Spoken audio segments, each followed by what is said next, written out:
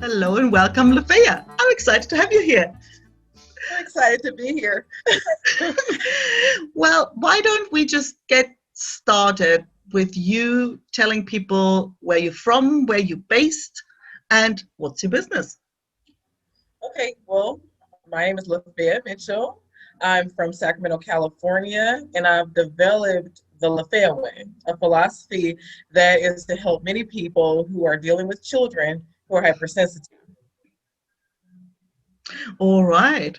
There's a lot in there now. So, so now I think the first thing I'm curious about,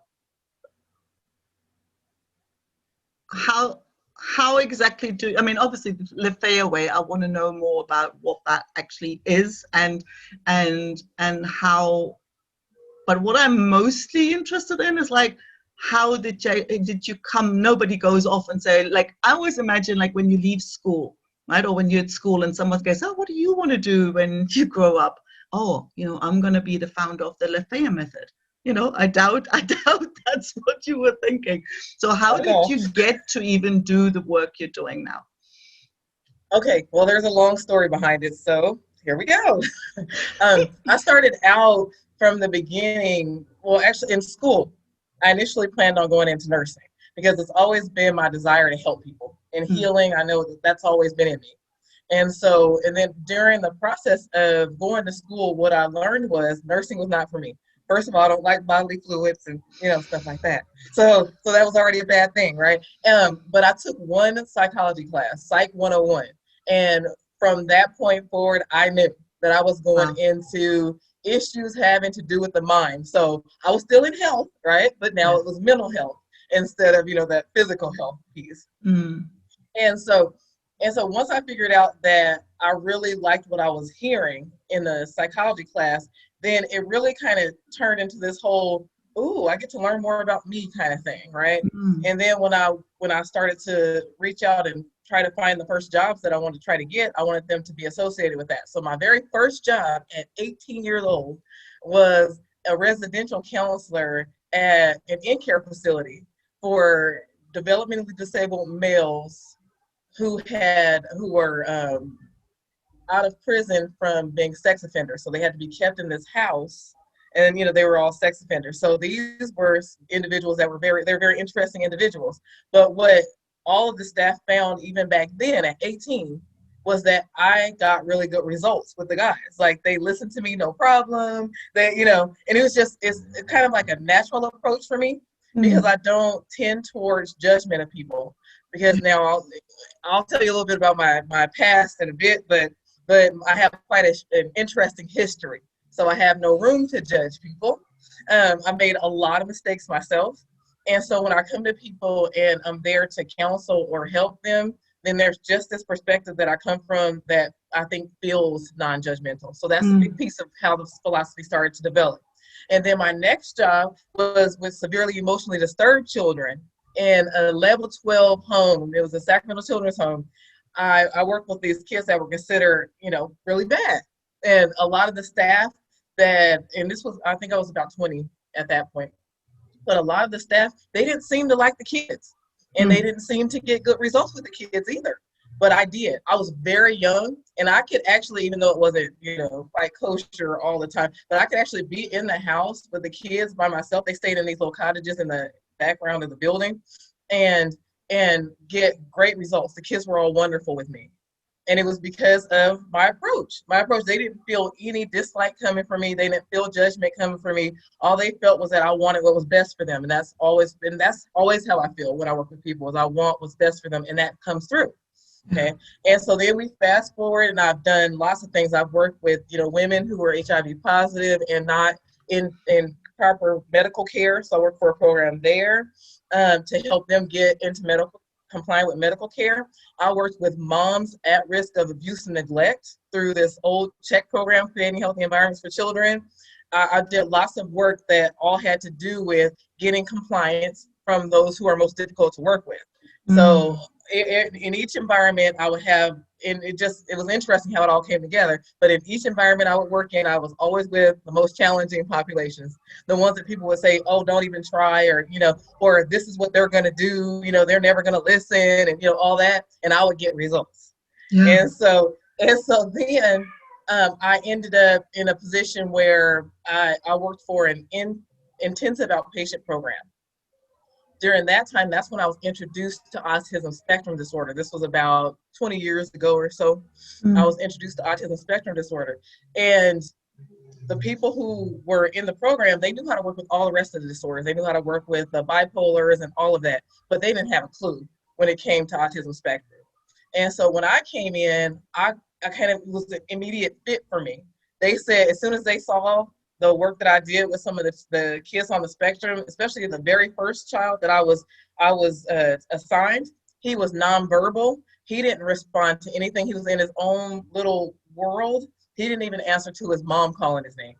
And so when they initially brought him, and by the time we were done working together, he was verbal. He was actually expressing empathy toward other kids at school. Like his teacher was going nuts. Like, oh my goodness, to his mom, oh my goodness, a child fell today on the playground, and he walked over to the kid and he asked them, were they okay, and helped them get up.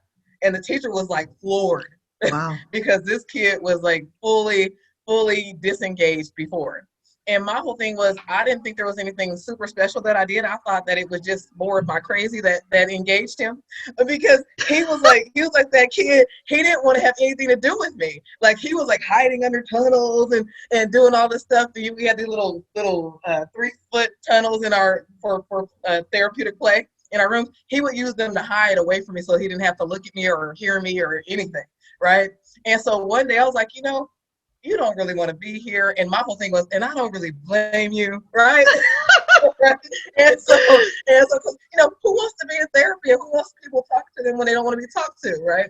And so I didn't fully understand what was going on with him. And so one day he put the little tunnel over himself and he threw it off like he usually does. Like, if I stop talking to him, he'll throw the tunnel off. Like, okay, fine, now I'm going to go play by myself, right?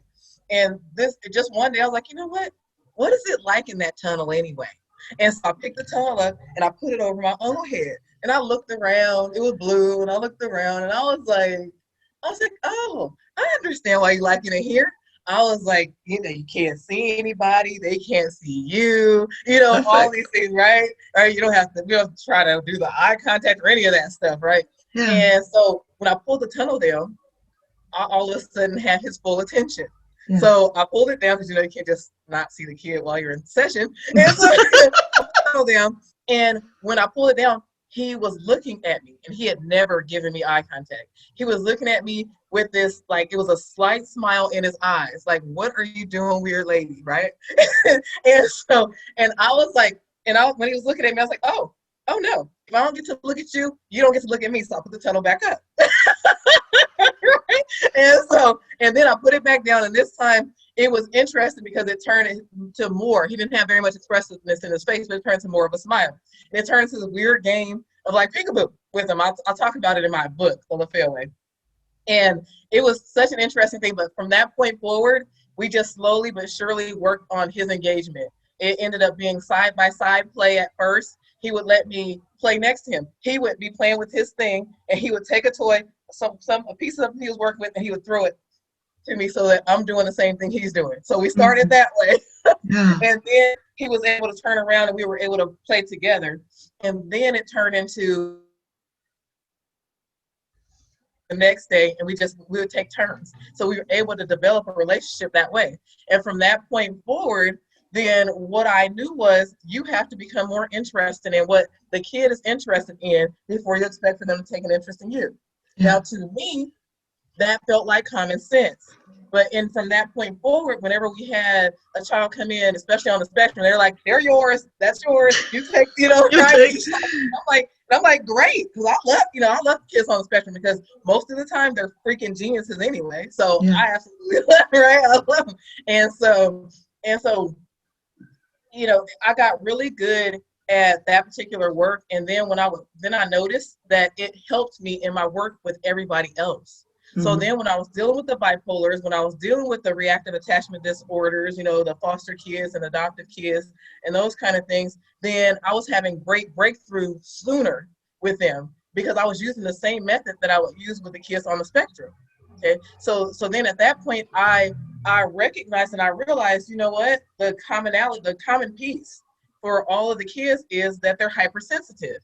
And when I say hypersensitive, I mean they're just especially sensitive to stimuli that other people wouldn't interpret as overwhelming. Okay, that's all it is. So lots of times, especially with kids on the spectrum and other kids as well, there are sensory issues. So people will feel like they're overreacting if, say, like they try a new food and they gag, or, you know, they hear a sound and they get all upset and worked up about it. You know, people will think that's an over exaggeration when that's not what it is at all.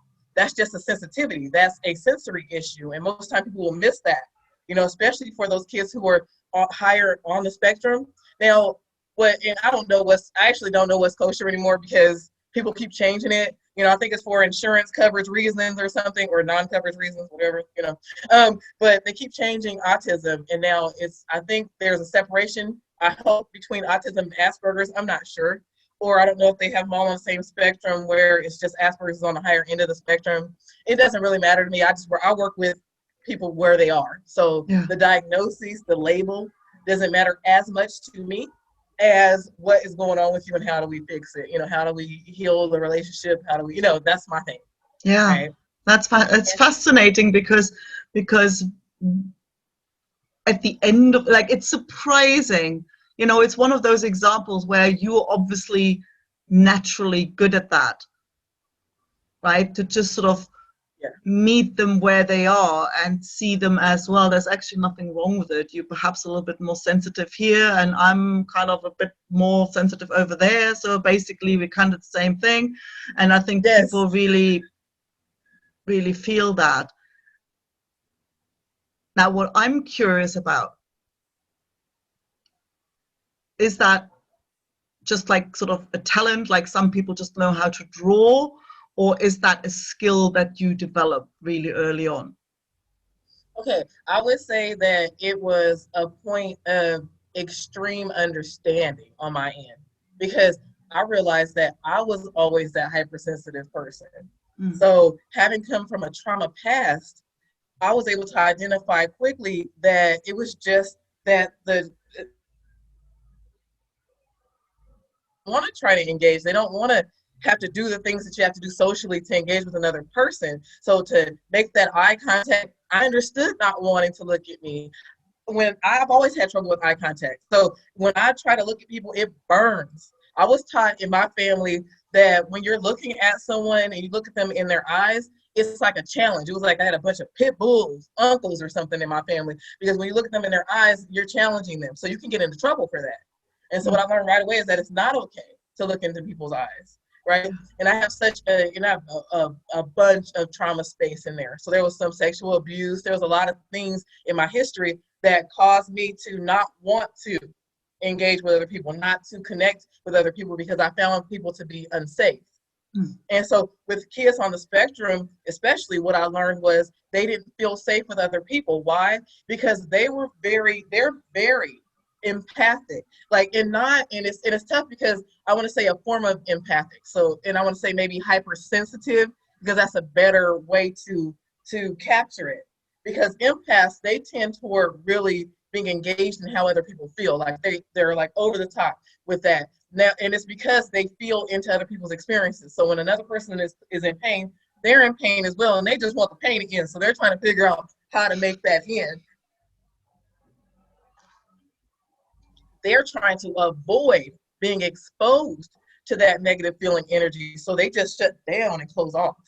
And then also with myself and with other hypersensitive people, since they feel into how other people feel, when other people do the social graces thing, when they pretend as if everything's okay, or they try to use a soft tone and, you know, all these things to try to be correct about the way they're interacting, but on the inside, they're like extremely angry or frustrated or, you know, or disappointed or all those things. See, we're feeling into the person's real experience on the inside. And so when they're reacting a different way on the outside, our thoughts are, you're fake. I can't trust what you say. I don't trust you because I know you hate me. And it feels like hate. So then they're trying to cover it and talk nicely. And then it almost, as you get older, more, intellectually savvy for a child in that position, then it starts to feel like, okay, either you think I'm stupid or you really hate me and you don't want to tell me that because you're my parent, you're not supposed to hate me, but you really hate me. So a lot of parents will hear that from their kids is, you hate me and all these things. The parents like, I don't hate you, and all this, all this and that. And the kid is like, no, you hate me, you just don't want to say it. And, I'm a burden. And they hear that all the time because oftentimes because of that incongruence between what it is the parents are feeling and what they're saying. So then the kids make up their own mind and say, okay, well, if you have to lie to me about how you're feeling, then it must be really bad, right? Yeah. Yeah. And so, what I'm doing now is just trying to kind of capture that, how that happens and how people work now and deal with that. Now you're dealing with the kids in a slightly, or adults as well, because adults are hypersensitive too. It's just kids that's been my area, right? But you have to recognize there's this sensitivity where they feel through to your internal experience. So now you have to figure out how to find your zen. You have to figure out what your woosah moment is now before you're dealing with this kid, because if you don't, they're gonna react to what's happening with you on the inside. Yeah. And you're going to wonder why, because on the outside, you're presenting it nicely, right? Yeah. So basically, you don't really work with it's not about working with the kids or trying to change the kids or whoever this hypersensitive person is. It's really about, I think, the people dealing with them or the people who feel they have a problem with them. It's almost like taking them on to a journey of self-discovery, really. Isn't it? You actually have to go quite deep with them, don't you? Yes. Now, okay, but for me, it's on both sides. So I don't want to miss the side, because I like to cover. I'm like a wraparound. Like I want to cover it all, right? And so, but you have to deal with you have to deal with the child in the context of, here are your challenges, okay? And now that you know your challenges, so that you're not unhappy for the rest of your life, because most people have learned that it's socially appropriate to do things this way, you have to make some shifts in that automatic thinking that's happening in you. So they're not fake. They don't hate you. It's more that they've been taught that you have to speak softly, or you're not supposed to say, you're really frustrating me right now, a lot of times, and things like that. We've been taught in society to be dishonest. I love working with hypersensitive kids and adults, because they are the most honest people most of the time that you can meet. Unless people have ruined them already, they are the most honest people, and I want them to tell me the truth. I want them to come into my office and say, why do I have to be here? Or I don't want to be here, because I love that. I'm like, oh, you know what? It comes through. I'm like, I love your truth, and I'm going to give you mine. Look, I don't blame you. Sometimes I don't want to be here either, and I'm paid. So I can't imagine how you feel, right? I've actually said that to some of the kids, and they're like, you're not supposed to say that.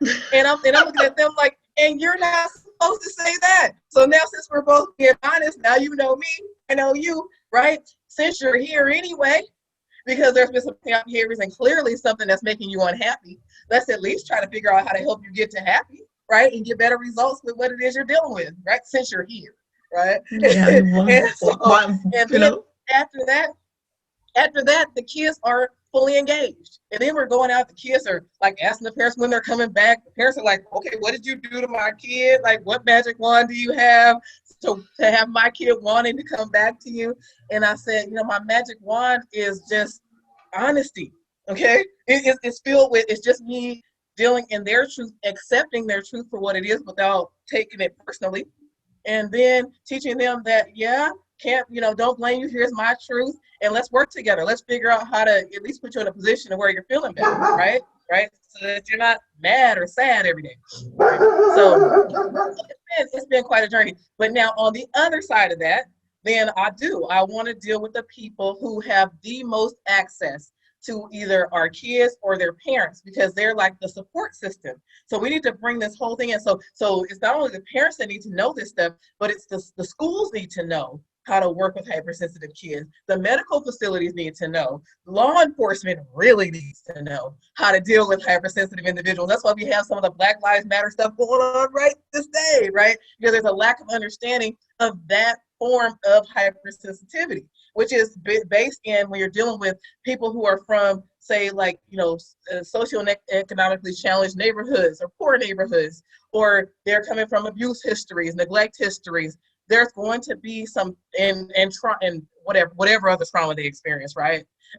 They're going to come from all kinds of perspectives because they're hypersensitive. So now they're drawing from the energies the same as the kid on the spectrum. They're drawing from the negative energies of other people, and they're responsive to that as opposed to what the people are saying out of their mouths, right? Who are trying to act calm when internally they're not calm at all. Right. And so we get law enforcement. And sorry, I got, that's my thing. I had to get on my soapbox a little bit. And faith-based communities. Lots to say about that, but lots of families who have hypersensitive individuals, children, whether it be children or adults now, with challenges, they'll almost shy away from going into the faith-based communities because, that's a place where people are supposed to be socially appropriate. So if they have a kid in the background screaming, or something like that, and, being disruptive or whatever, then people in the faith-based communities don't know what to do with these families. So the families end up just going away. And then now they've lost a point of support that they need for their spiritual health. And so now they're kind of just out there lost. And so, but yeah, those are my primary groups that I want to make sure that I work with. And then social service workers. Sorry, I want to definitely make sure I mention them. Social service workers, especially those who work with, like foster kids, the reactive attachment disorders, or adopted kids, those that work with with trauma, especially because that's where you get into hypersensitivity. Intergenerational trauma is one of my biggies. I'm working with an organization, Neighborhood Wellness Foundation, and they are doing awesome work for intergenerational trauma, and I'm doing work with them to train the staff, the mentors, on how to work with the individuals. Once you have them in, okay, you pull them off the streets and you're working with them, what now? Okay, so we want you not to chase them away, right? And then we also have, and within that, we also have the people who are dealing and working with those who are being sex trafficked. So they're getting those young ladies and young men off of the streets, then we're in another now what moment, because you'll lose them quickly especially if you're judging them or you're personalizing how they're responding to you. They have been through it. So if they're having a bad response to your help, you have to learn that they're supposed to have a bad response to your help because they're accustomed to not having that help, and the world has not been a safe place to them, and the only safe space that they actually have is this unhealthy roadblock barrier that they have between themselves and others, because if I don't connect, then I won't be as damaged or as hurt, right? And so then you have to understand where they're coming from, so then now you can deal with them accordingly with acceptance and non-judgmental attitude, right? Why do you think that's so difficult for people? Because dealing with another person with a non-judgmental attitude requires that you not be judgmental of yourself. Now, people are going to hate this at first, okay?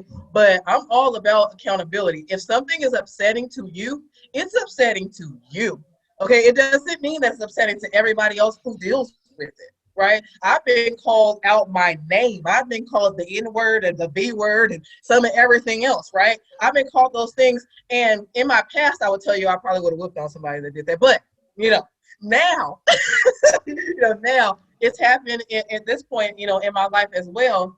And now it's more of a sometimes, but that has nothing to do with what we're dealing with right now, right? So if you're okay with yourself, if you're in love with who you are and you understand that your intentions are great intentions, and that if someone has an issue or a problem with something it is that you're doing, you're not taking that personally, you're understanding that to be more an issue that they have, there may be some shifts in something that you can do if you want to be able to relate well to that individual. But most of the time, another person's upset has to do with them, their history, what kind of past have they had with situations like this. So say, for example, most of the people who work in intergenerational trauma are volunteers who have themselves survived or been through intergenerational trauma, or they're kind of doing some of their healing work by working with others, right? So they have all these sensitivities. Just quickly, intergenerational trauma, how do you define that? What is that? Okay, quick and dirty. If we're doing the quick and dirty, it's basically like the passing on of trauma experiences from generation to generation. Okay, so it's sometimes the kids of now, right? They're still very much having responses that are based in some of the trauma of their relatives or ancestors back in the past. So say like with the Black community, we are coming from generations of slavery, okay? And so then we have our kids 2 generations later, hypersensitive now to other people thinking that they're stupid, because remember, education wasn't allowed, hypersensitive to how other people are looking at them, hypersensitive to feeling like they're being disenfranchised, right? And it's automatic, and it's kind of an automatic and quick thing, and then they seem to have this chip on their shoulder, but it really is just a passing on of old cycles that when a person who comes from say the slavery background, they've raised their children now. Remember, they raised children based on experiences. So now their experiences, some of what they've experienced and what the children are taught, they're bringing on into their experiences. And so there was a big trend towards, especially when you're dealing with, Black families, of spanking, or what they call whooping, but they call it whooping when it used to be called whipping, right? So they were whipped with literal whips back in the day.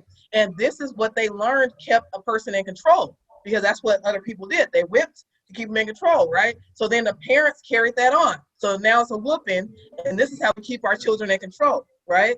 So then the kids are learning what? They're learning that it takes violence to keep another person in control. So guess what? When they want to control another person, they're going to use violence, right? And then this is passed down through the generations. And so now what does that morph into now? It was the use of knives when I was younger, bats and knives when I was younger. Now it's the use of guns.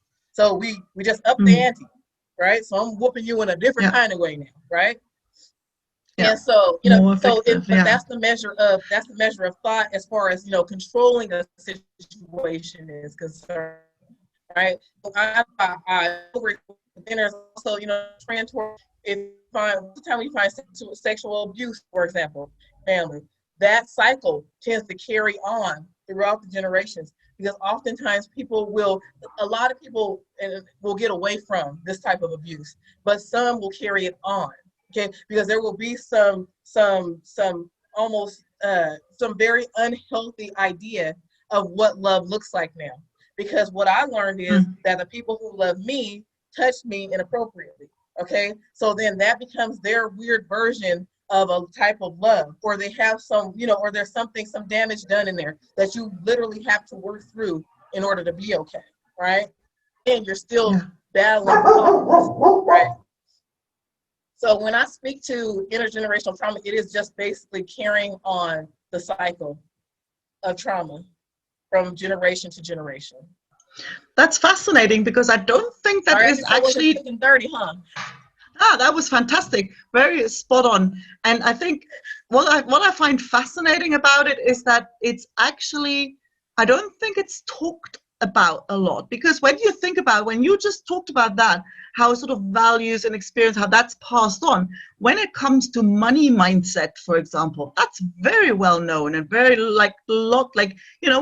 when you come from a wealthy family, like they just have different attitudes and they pass that on to their children, and all of a sudden the rich kid knows how to make money, right?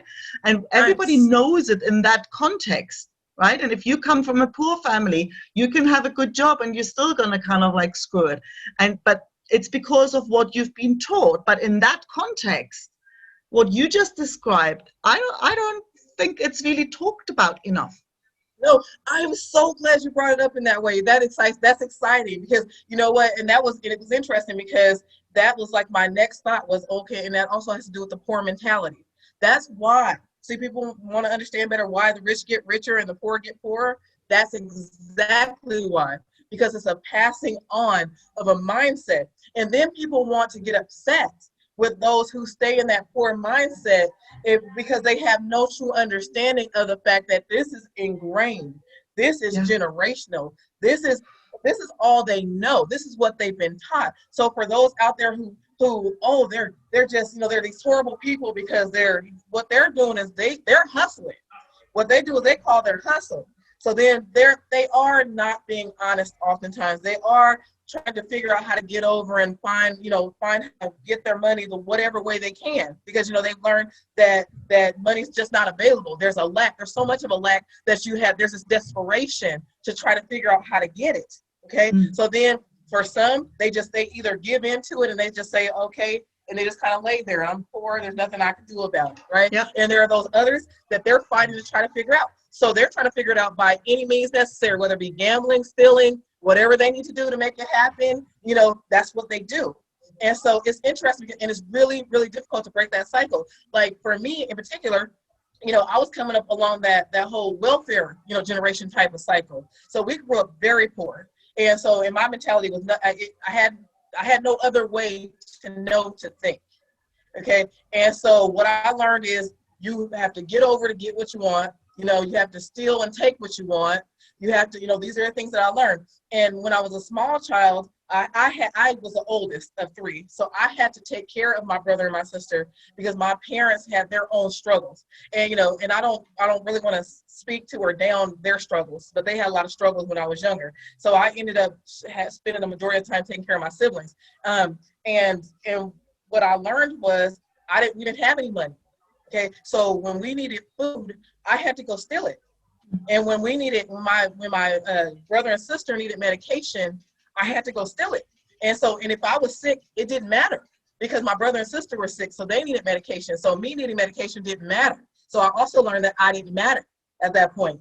And so I grew up just really understanding that everything's a hustle, everything's a take. And I still now that I'm older. When I was a little kid, because this stuff was when I was 5, 6, 7. I was out doing this stuff when I was 7. I was frying chicken and I with boils on my arms at 7. So, and I didn't realize that you weren't supposed to get burned cooking chicken until I was old enough not to burn myself anymore when it was appropriate for me to be cooking. And then I'm like, oh, no more boils, no more bumps, right? And then it took me a while to figure out, oh, that wasn't supposed to happen. But to this day, I'm extremely thankful to a person at a store. It was Rainbow Market when I was a little girl. And there was this guy named Tony that worked in there. And I know that he knew I was stealing. Okay, he knew I was stealing, and he let me because he saw the stuff I was stealing. I was stealing like meat to cook food and medicine and stuff like that. So I never got into trouble for the stealing that I was doing. It was very interesting.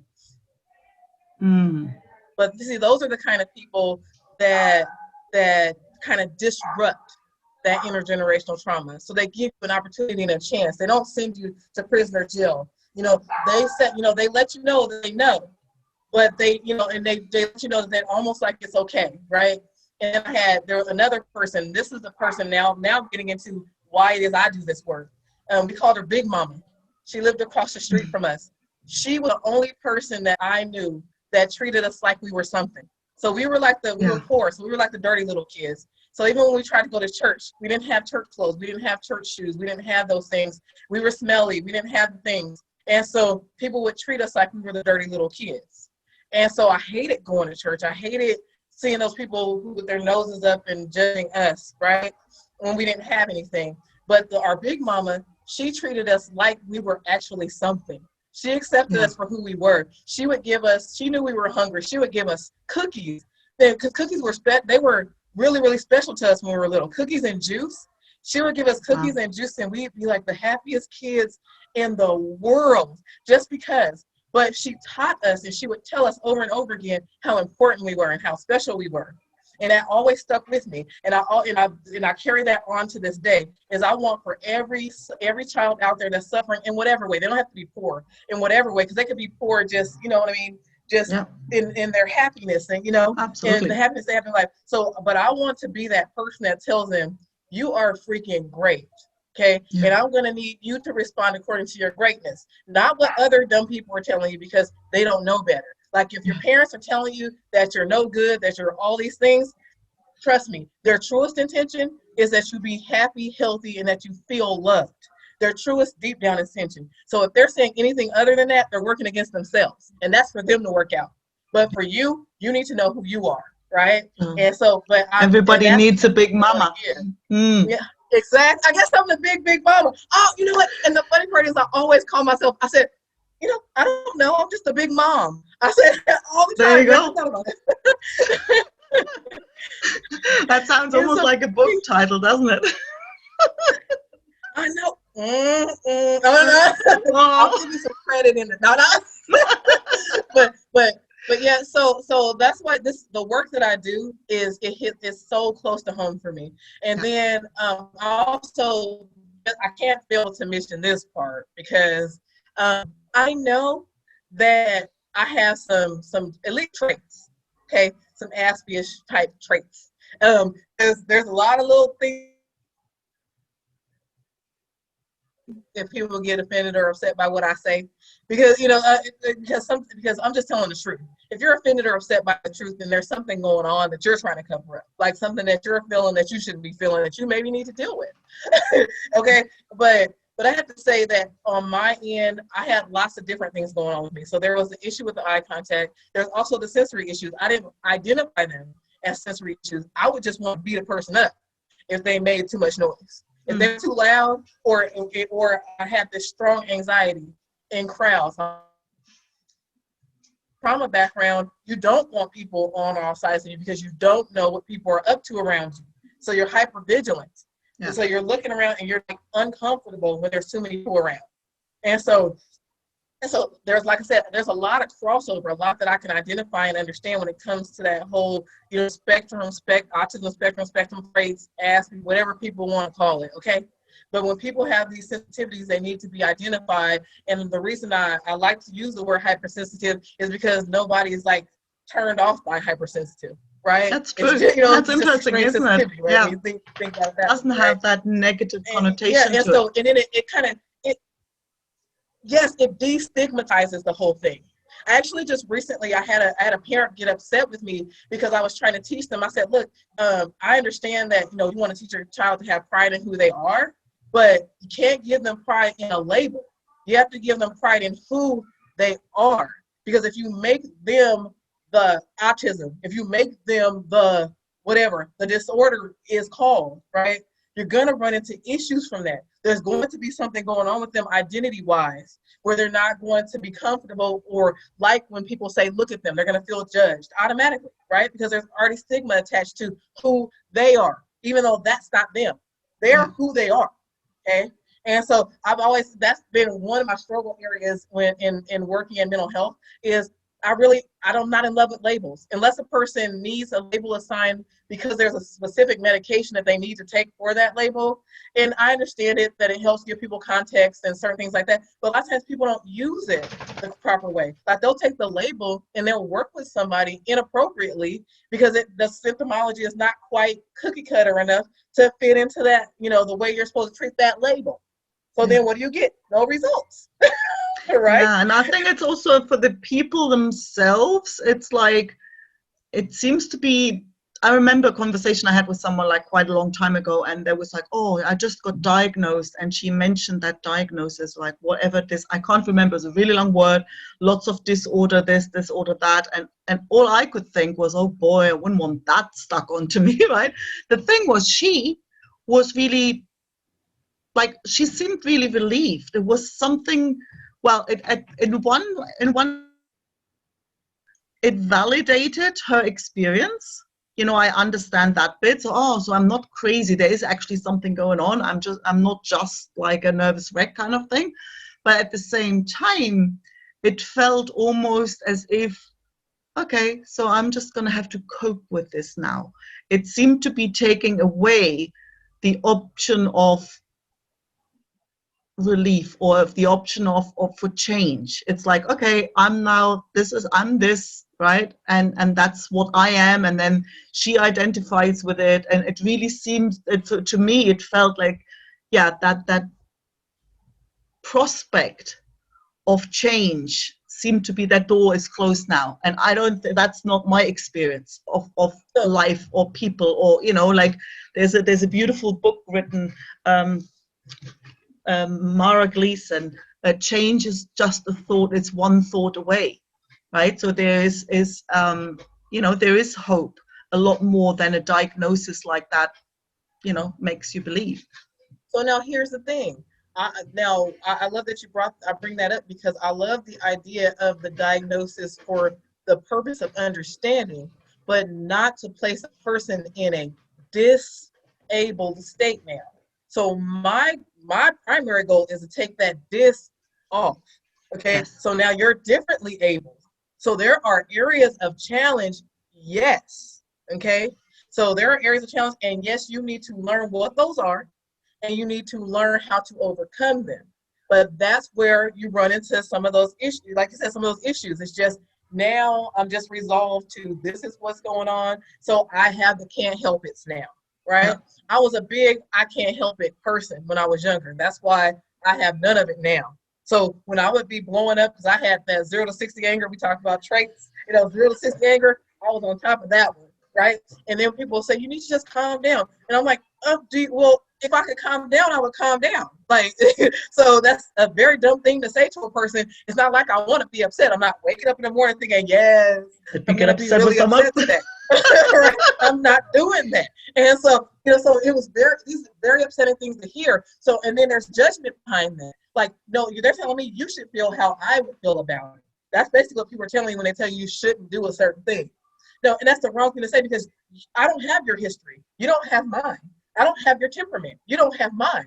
I don't have your personality. You don't have mine. So don't tell me that I shouldn't do a certain thing, okay? Or I should do a certain thing like you would do it, as if you're perfect, which you're not, because nobody is, right? Yeah. Instead, let's start to say things like, hey, look, you're struggling in this area and you're clearly not happy with it. So let's work on making a shift in there so that you can be more happy in this situation, right? Huge difference, right? But it's a slight adjustment.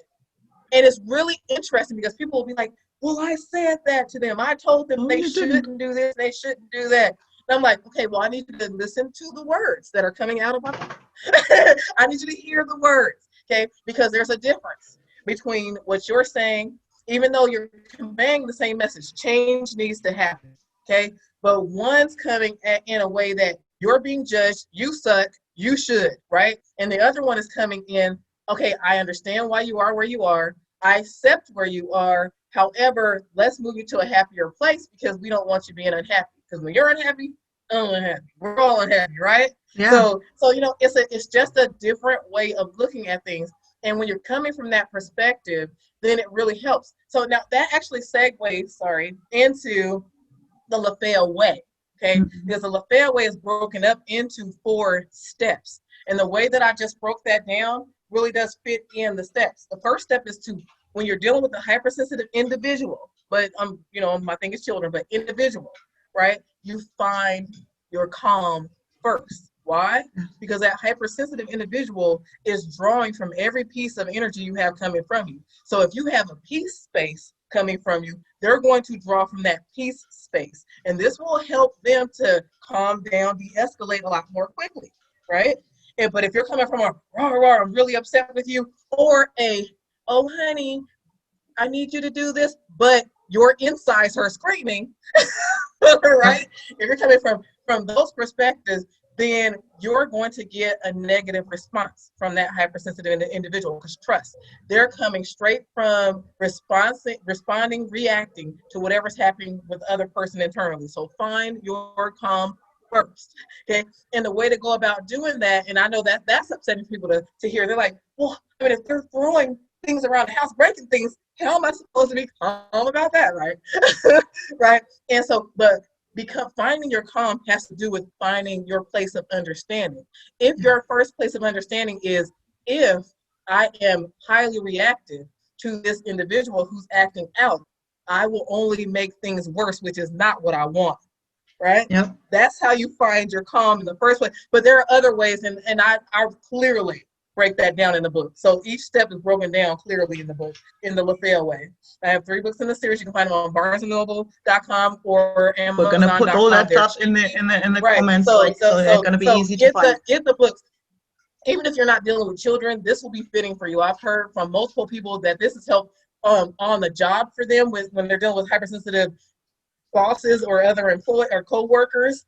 I know this works in the churches because I've already done some work with them to work with some of the congregation, some of the leadership, so that they're dealing better with people. You know, I know that this works in other spaces. So if you do get the book, you know, it is specifically tailored towards dealing with ASPE kids on the. So first step, find your calm. The second step is to understand the real truth. Now, what you're going to notice in the steps is they all weave in together. Understanding the real truth will also help you to find your calm. Why? Because the real truth, one of the real truths in there is, I don't want to make things worse. Okay, yes. Understand the real truth, right? And understand the real truth also includes understand that your reaction to what the other person is doing is tied into your own personality. It's tied into your own temperament. It's tied into your past as well. So if you felt bullied in your past, you're going to be highly reactive to a kid that seems to be trying to run your environment, okay? If you feel like you've been yelled, your parents yelled at you too much, you're going to be highly reactive to a person yelling, right? And that has more to do with your sensitivity, whereas that's not necessarily going to be everybody's response in that situation.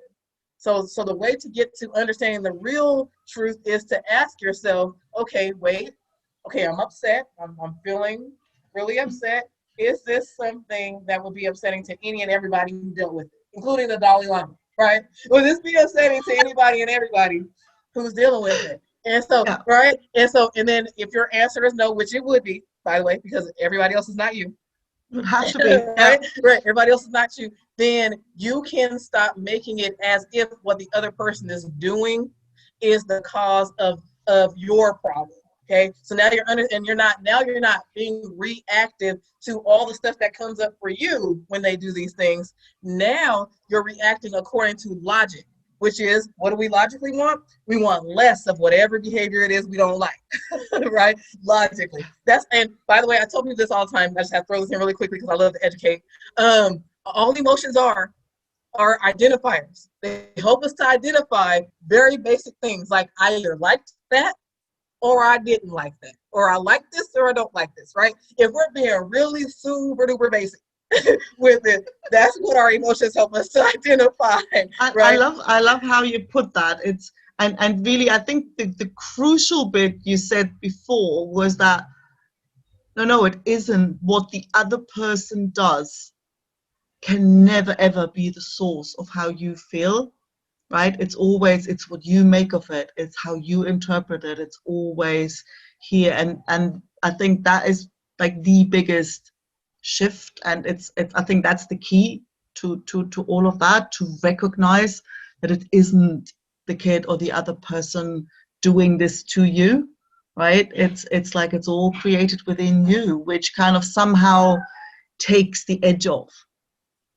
Right? It takes the edge off a bit, but then it also, for those who are well defended, who are very ego protective, they will become offended by that. So they will say, oh, so are you saying that I shouldn't be upset about what it is they're doing, or blah, blah, and I'll tell them, no, that's not at all what I'm telling you. What I'm telling you is understand that your reaction comes from you, not from what it is they're doing. Right?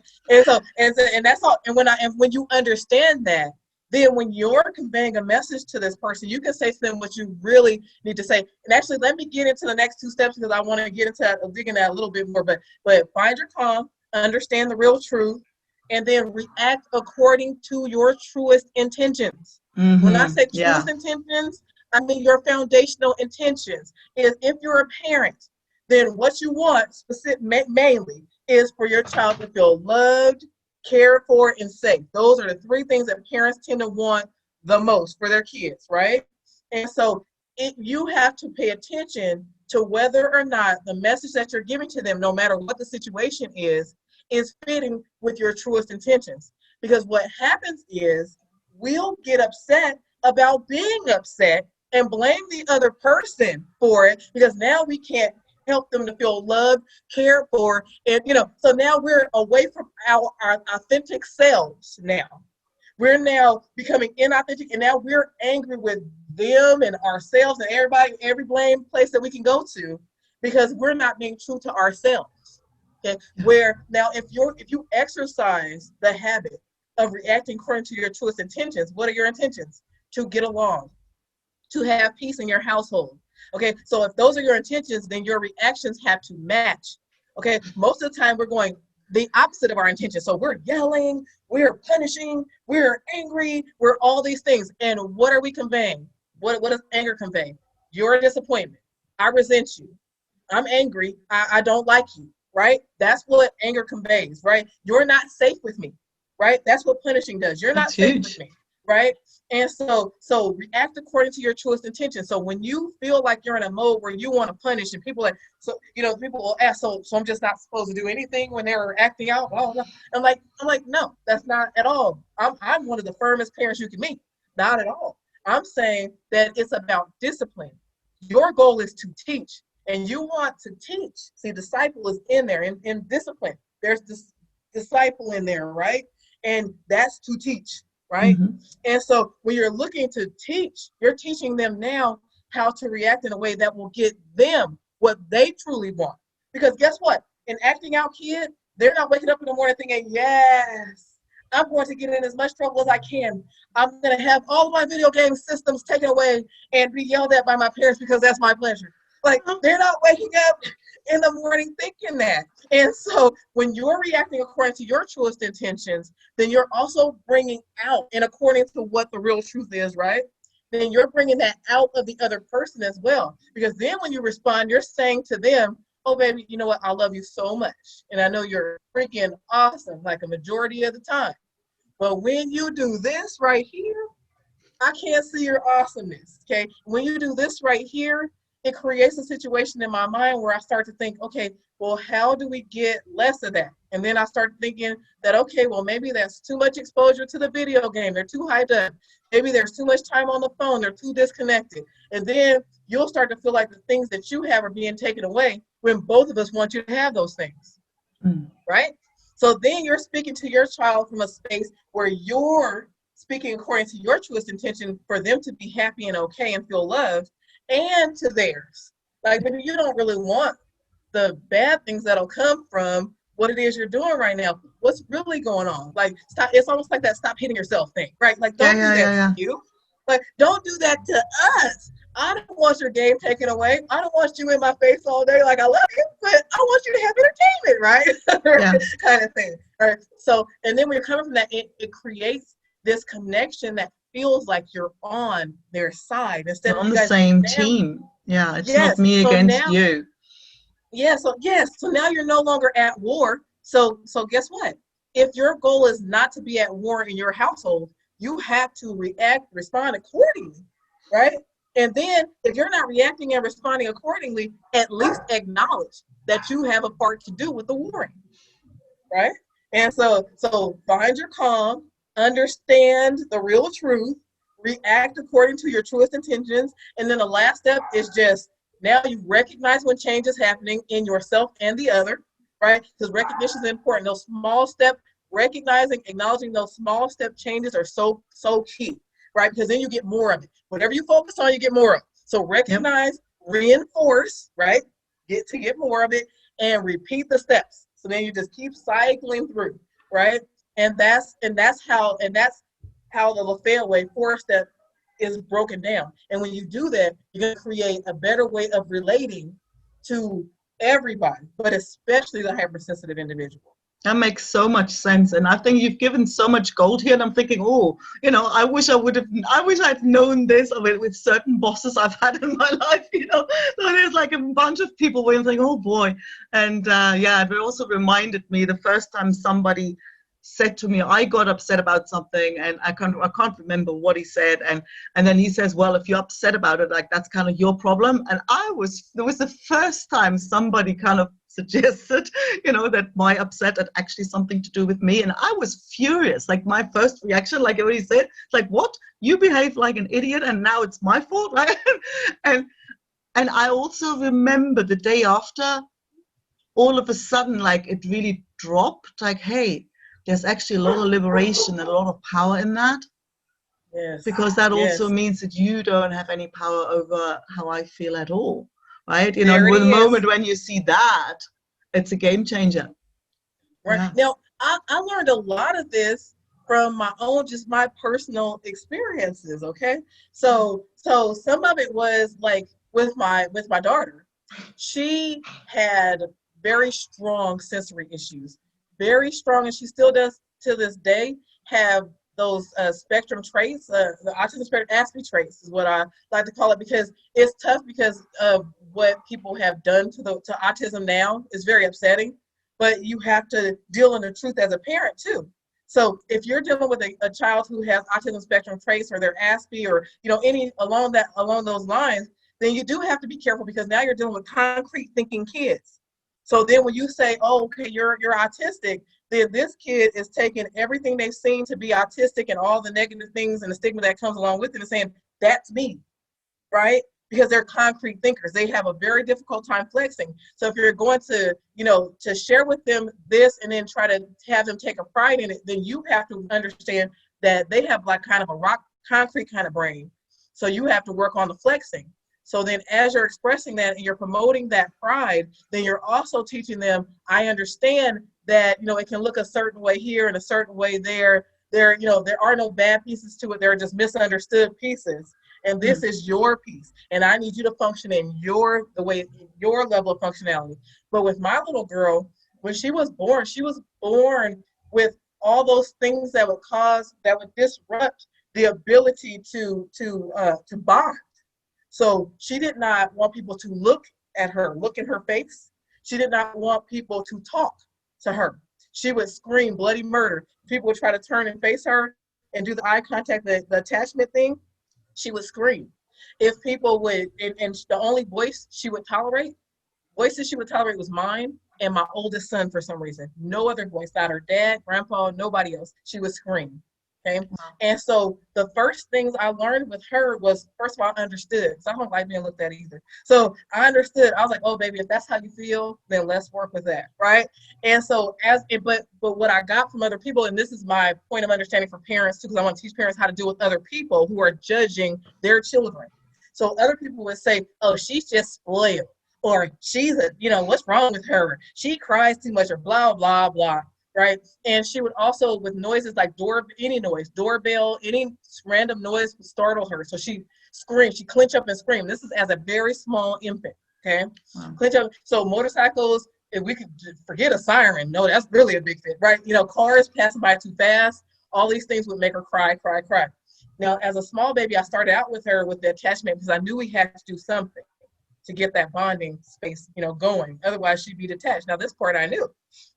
So what I would do is I would take her and I would hold her and I'd look at her, and then she'd start to squirm.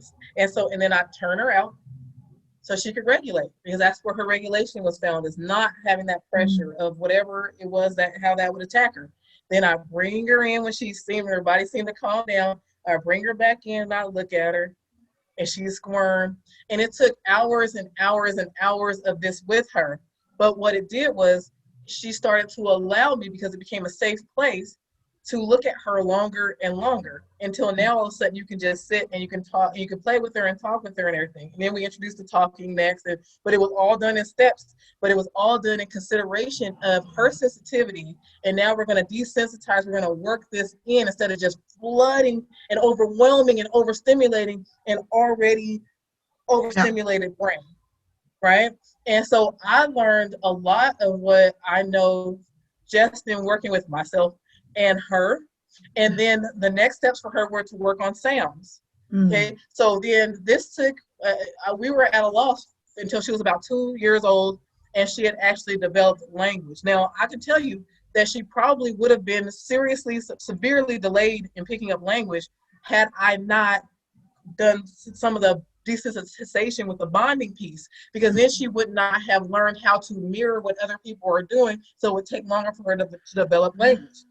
And so that's interesting. And so we had her developing language on time, and so but we have these screaming fits with every loud sound. So you take her on car rides, you're expecting some screaming, because some motorcycle, something's going to pass by, right? And don't forget trying to play music.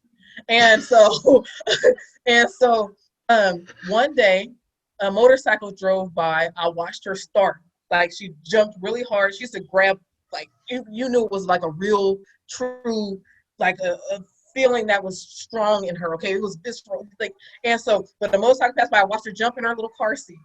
I turned around, and it just instinctually, I looked at her, and I looked at her, and I said, "Whoa!"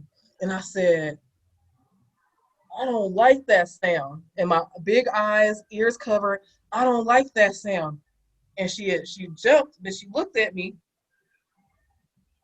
She was like, "You don't like that sound?" And I was like, "I don't like that sound." She said, "I don't like that sound." Oh. From that point forward, we were able to put some language to what was happening with her internally. So then it became something that she could bring out into her little baby. There's no real logic in babies, but her little physical world that she could actually control, which is to use words instead of jumping and screaming and being fully responsive to her internal experience. And so then all of a sudden, when she would hear loud sounds, she would jump and she would cover her ears. She was like, "I don't like that sound, Mommy." Oh. And I was like, "Oh, I don't like that sound either, huh?" And so, then we did away with the screaming, right? And then we move on. I just learned she's 16 now. Wow. So now that I'm doing, and she's a complete total, what I call a passer. She's like one of those kids you would not know that she was spectrum unless you spent a good amount of time with her, because she is awkward. Now she's awkward, but there's a lot of awkward kids out there. So she's quirky, she's awkward, and when she's around people that she knows, when it's her people, her clan, she's fine. But when she gets around people that she doesn't know, that's when it really kind of shows. When we take her to doctor's appointments, she's real odd. She won't want to answer questions and things like that. In school, she wouldn't respond to the teacher. When the teacher would call on her, she would shut down. And so when I learned that from the teacher, she would get into trouble in the first grade because they thought she was misbehaving. And so then I taught the teacher, I said, "Look, she has extreme social anxiety. They can understand that. And she will shut down if you call on her without letting her know ahead of time." And so I started to go, then I was like, "Oh, well, let's be proactive." I would go to each teacher at the beginning of the year and say, "Look, she's sensitive in this area. Don't think she's being defiant or non-compliant. That makes such a difference, though. She will literally shut down if you call on her without giving her some warning. So at least, go to let her know 2 or 3 people before you're going to ask her a question that you're going to ask her a question soon, and have her already prepared, and then she'll do better because she can kind of manage and work through that." I taught her how to breathe through, some of the anxiety, but you can't just hit her and expect that you'll get a response, because you won't. In the 5th grade, she made me stop doing that. I told her 5th grade teacher the same thing, and she said, "Mommy, why do you keep telling my teachers that, I shut down?" But I said, "Because you do." And she said, "Well, I don't want you to tell them that." And I said, "Well, then I need for you not to shut down when they call you. Can you do that?" She said, "Yes." Right? Yeah. Motivation is a heck of a thing. And then we didn't have an issue with that from now on. She still is uncomfortable with it, but she overcomes that. Right? She can handle it. I just recently found out that she doesn't like the sound of flushing toilets.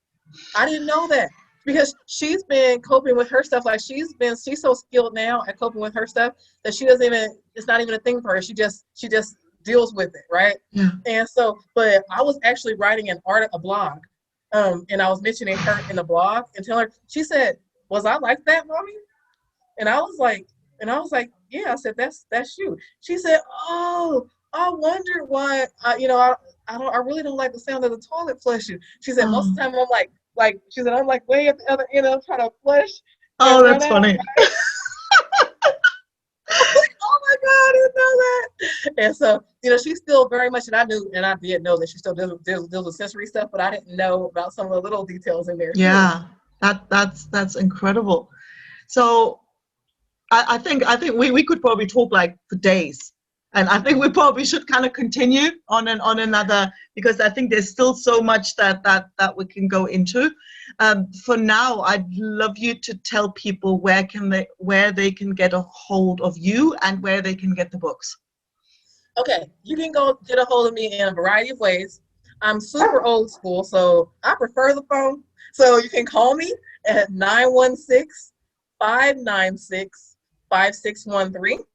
You can also email me at Lafaya, Lafaya, at LafayaWay.com.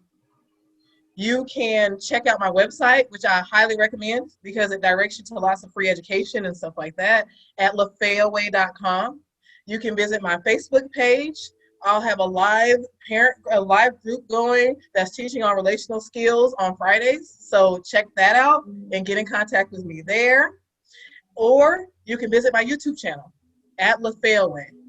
And my YouTube channel, I give so much free education. I just want for everybody out there, parents, teachers, everybody who's dealing with our kids and other hypersensitive people, okay?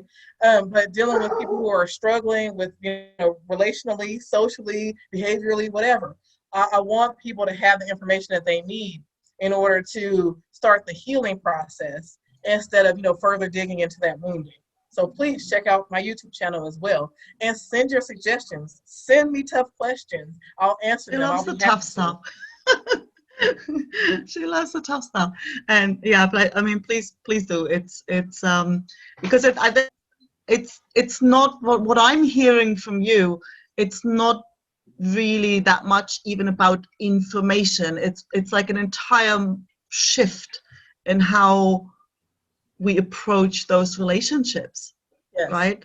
And I think that the insights that just when you broke out those 4 parts to it, when you think, oh, actually, yeah, kind of that makes sense in any context, right? Yes. So it isn't even just for people who have hypersensitive people in their lives. It's like, yes. Oh yeah, actually that works with the relationships with your partner, with when you deal with clients, when you deal with bosses, or literally everybody. So it's this whole, it's a different paradigm in that sense. Like it's a totally different way of looking at it. So it's a lot more than information. And I think if you can approach your relationships from that point of connecting and understanding, it's like, oh boy, the world needs a whole lot more of that. And I'm so, delighted that we've had the chance to, get a bit of a glimpse of the work you do. Yes. And you guys just know that my hope is just in healing. I want to heal the world, really. But I want to, we have to start with our children. Let's start with this generation. Let's carry this new philosophy into future generations. So then that way we'll have peace in our own world. Something that we have a dire need for, especially nowadays. Hell yeah. Well, thank you so much for coming. I think that's just such a nice note to end this on, to really take it into that big, beautiful objective. Well, thank you. Yes. And I really hope to repeat this. I think there's a lot more to dig out. So let's speak again. Oh, soon. I have so much. It's ridiculous. Alrighty then. Thanks for today. And I shall see you back again soon. Yeah, see you soon. Thank you.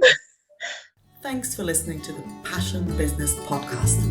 If you enjoyed this episode, don't forget to subscribe so you won't miss the next one.